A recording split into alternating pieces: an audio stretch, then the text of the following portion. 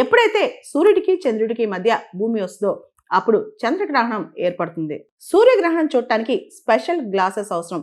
మనం నేకెడ్ అయితే చూడలేమన్నమాట. అదే చంద్రగ్రహణం మనం నేకెడ్ అయితే చూడొచ్చు. ఇది మన అందరినీ కూడా కనువిందు చేస్తుంది. బ్లడ్ మూన్ అనేది ప్రతి 2-3 సంవత్సరాలకు ఒకసారి సంభవిస్తూ ఉంటుంది. అసలు బ్లడ్ మూన్ అంటే ఏంటి? భూమి మీద ఉన్న కొంత కాంతి స్కాటర్ అయి వెళ్ళి చంద్రుడి మీద పడి అది ఎర్రగా మారుతుంది అనమాట. థియరిటికల్ గా మనం ఏమనుకుంటామంటే సంపూర్ణ చంద్రగ్రహణం జరిగినప్పుడు భూమి సూర్యకాంతిని చంద్రుడి మీద పడకుండా కంప్లీట్ గా బ్లాక్ చేస్తుంది.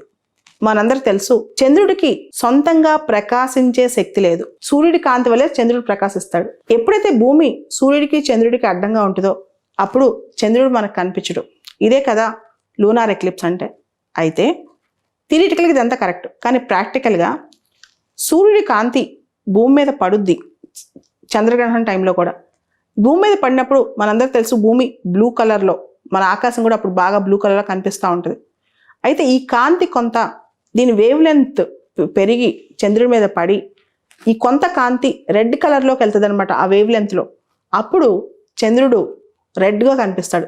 దాన్నే బ్లడ్ మూన్ కాన్సెప్ట్ అంటాం.